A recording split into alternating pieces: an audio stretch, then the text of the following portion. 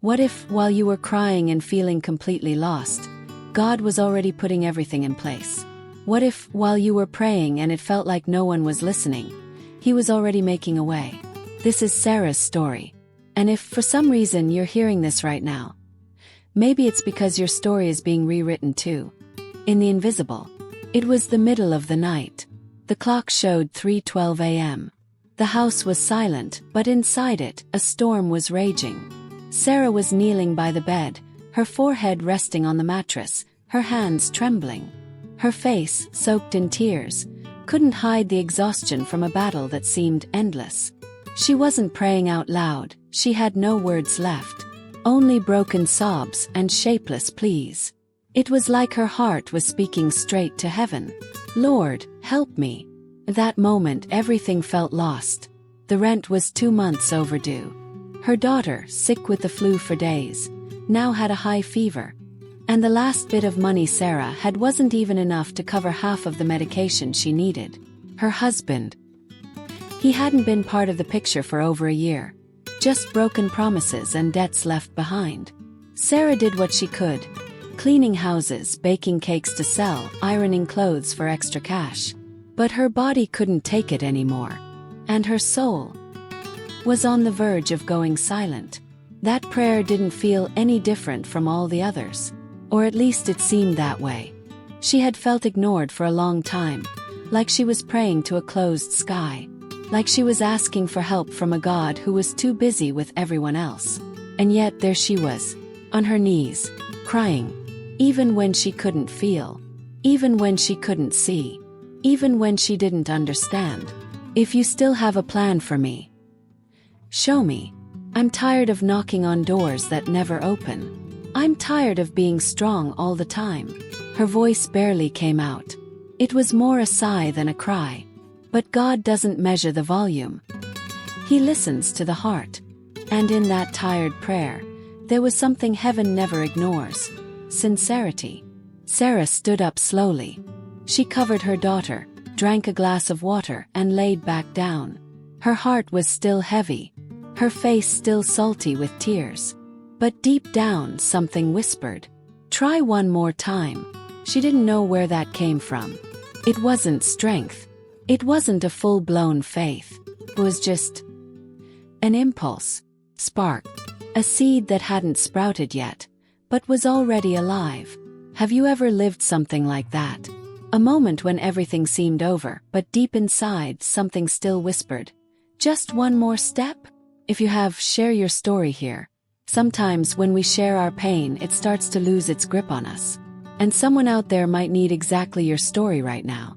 Before going to sleep, Sarah grabbed an old envelope and scribbled a sentence on the back. If I'm going to keep going, it better have a purpose.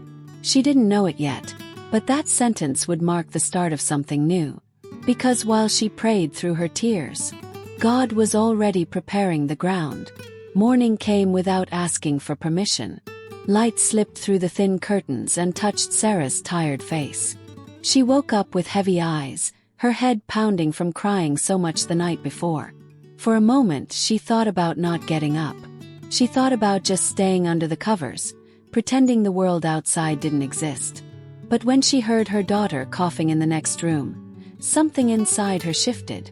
Dragging her feet, she went to the kitchen and put water to boil. She made a simple tea, the kind her grandmother used to say healed more through love than through recipe. She fed her daughter with what little they had and wondered how life had gotten to this point. How did a woman who once had so many dreams end up just trying to survive? While her daughter slept on the couch, Sarah grabbed an old notebook and started writing. It wasn't a diary. It was more like a silent release. She wrote about being a single mom, about the loneliness of sleeping every night afraid of tomorrow, about the guilt of not being able to give more. She wasn't writing for anyone else to read. She was writing to try to make sense of it all. And deep down maybe she was writing to God, like someone sending letters to heaven, hoping at least one would get there. As she reread what she wrote, Sarah realized she was describing a woman who kept standing even when everything said to quit. A woman who, no matter how fragile she felt, still chose to get up, still chose to care. still chose to love. And right there she realized something. There was way more strength inside her than she ever saw. She decided to go out. She dressed her daughter in the warmest clothes she could find, grabbed her worn-out backpack, stuffed some wrinkled resumes inside, and headed out. She had no clear destination, just the certainty that she had to do something. As she walked, she watched the world rush by. People hurrying, cars coming and going, and she felt invisible. Like the world kept moving, while she was carrying a collapsing universe on her back. Still she kept walking. She went into grocery stores, small shops, even a beauty salon, asking if anyone was hiring. Always polite. Always with a smile, even though inside she was falling apart. The no always came fast. Sometimes kindly, sometimes not. But she kept trying. Not because she had hope, but because stopping wasn't an option. She looked at her daughter and thought, one more step. Just one more. Have you ever had a day like that? One of those days where you leave the house without knowing where you're going, but you go anyway, just so you don't drown completely? If you have, share it here. Someone out there might need to know they're not the only one walking without solid ground. By late afternoon, when her body felt like it couldn't take another step, Sarah sat down on a bench at the park. Her daughter slept peacefully in her lap while she stared up at the gray sky. That's when an older woman approached her. She carried a grocery bag and, seeing Sarah there, offered her a cup of juice and a small package of cookies. For her, the woman said, nodding toward the sleeping girl. Sarah smiled shyly, thanked her, and tried to hide the awkwardness of someone who's used to giving, not receiving. The woman sat next to her and struck up a conversation. And in just a few minutes, Sarah found herself sharing her story without even realizing it, talking about the night before, the scribbled envelope, and the long day of walking. When she finished, the woman said, "You don't know this, but there's a clinic nearby that's looking for someone exactly like you. It's nothing fancy, but it's honest work. If you want, I can take you there." Sarah hesitated. Was it real? Or was it just another false hope? But something inside her told her to go. Because maybe, just maybe, this wasn't a coincidence. Maybe it was exactly what God had been setting up all along. The walk to the clinic was short, but it felt long. Every step Sarah took, with her daughter still sleeping in her arms, was heavy, but also carried something new. A mix of nervousness with a tiny spark of hope she hadn't felt in a long time. The woman walking beside her spoke calmly, like someone who had seen stories like Sarah's before. "Sometimes miracles don't show up the way we imagine," she said. "Sometimes they just need a little bit of courage to be recognized." When they arrived, Sarah was surprised. The clinic was simple but welcoming. At the entrance, flowers bloomed in colorful pots, and a small chalkboard read, "Kindness heals more than medicine." She took a deep breath, trying to hold back the emotions.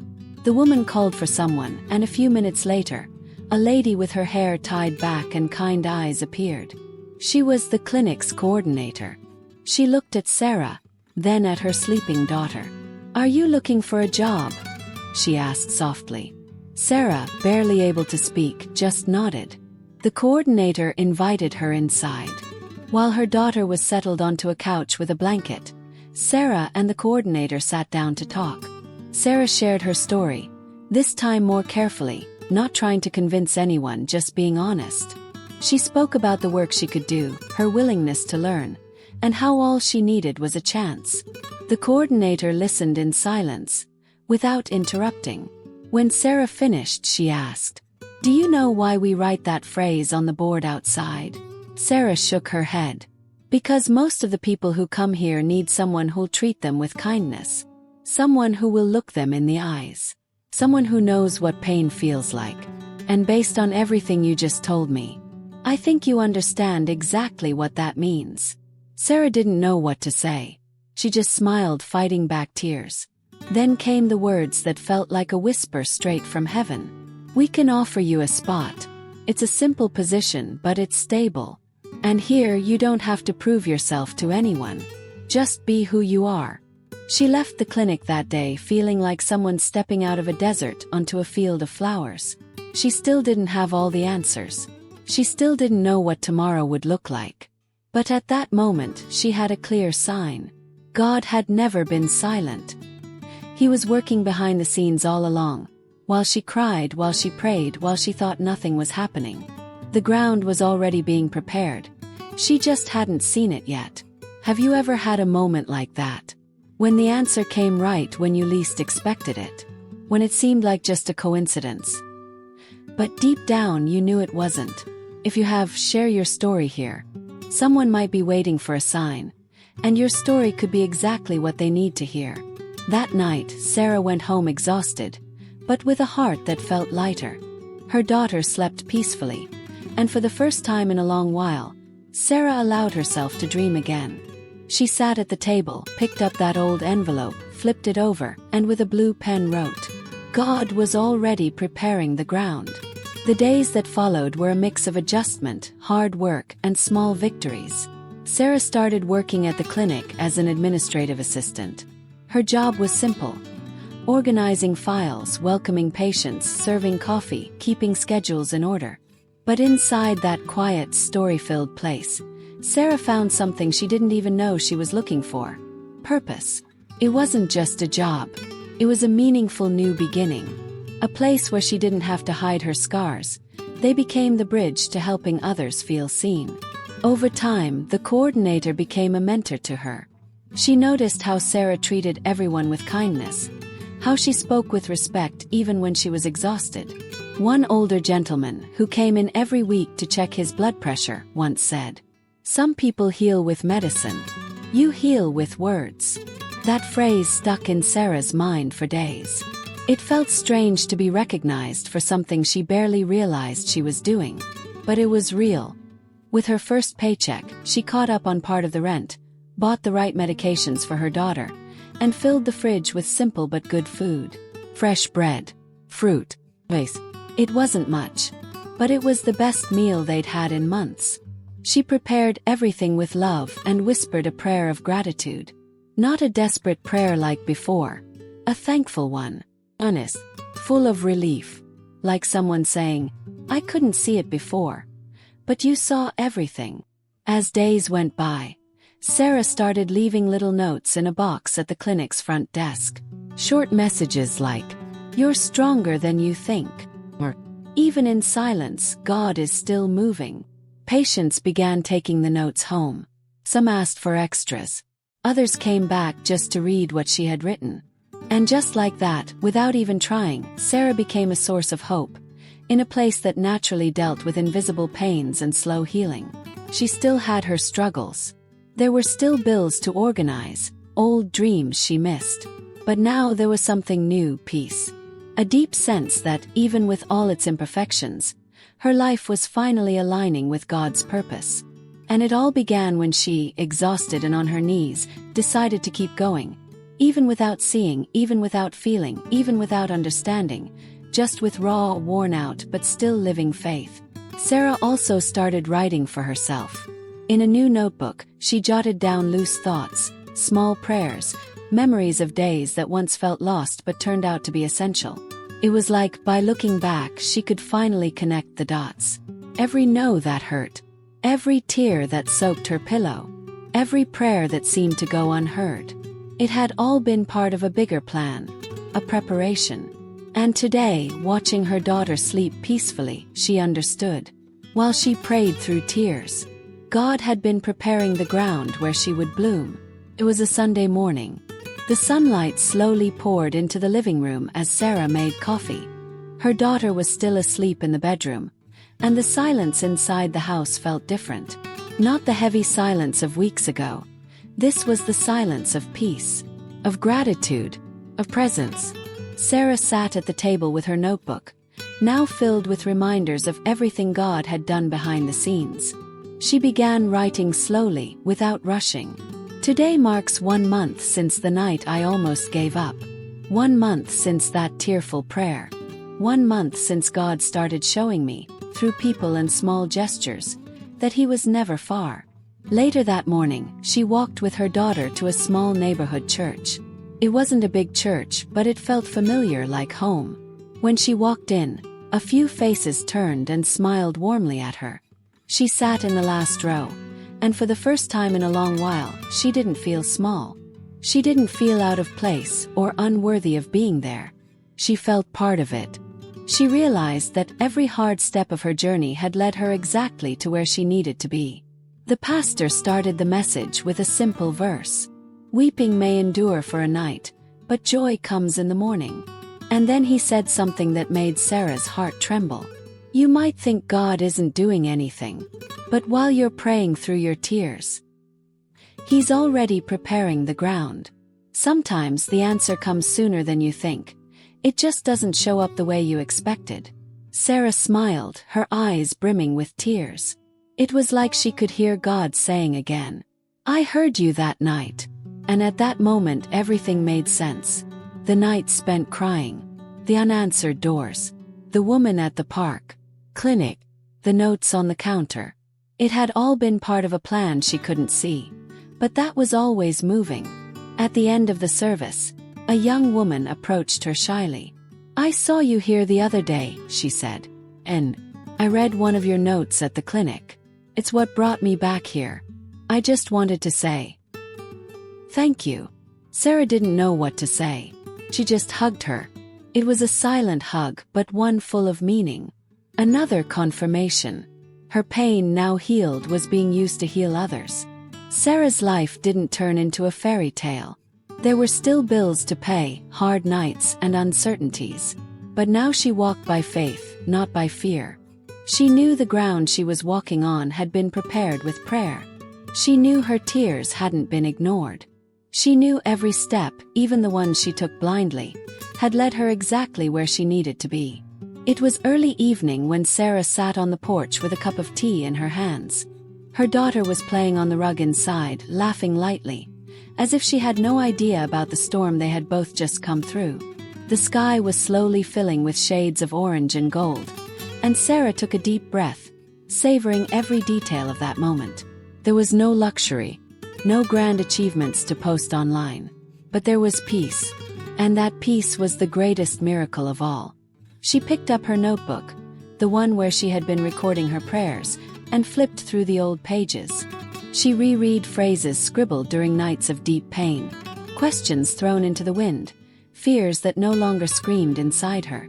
And she realized, while she cried out for help, God had already been working, not in the noise, but in the details, in the meeting with the woman at the park, in the job at the clinic, in the note someone decided to keep, in all the small things that turned out to be big after all.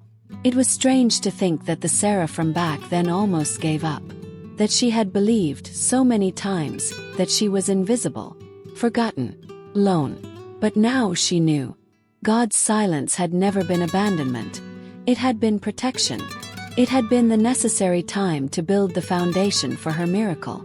Because deep down she didn't just need answers. She needed to be transformed in order to receive them. A few days later, she received an unexpected visitor. It was the woman who had led her to the clinic. She held a small box in her hands. Inside, there was a tiny flower pot with a little sprout and a handwritten note that said, "To remind you, faith blooms on the soil of perseverance." Sarah held that gift like it was something sacred. It wasn't just a plant. It was a living reminder that it had all been worth it, that heaven had been moving all along, even when everything seemed still. As time went on, more doors began to open. Small opportunities for free courses, invitations to join support groups with other moms. She started sharing her story carefully, not as a hero, but as someone who had been carried by grace when she had nothing left. Every time she shared her journey, someone new was touched. And her story kept living, multiplying into more and more faith. Have you ever thought about how many lives your story might touch? Even with all its flaws, pauses, and rough chapters.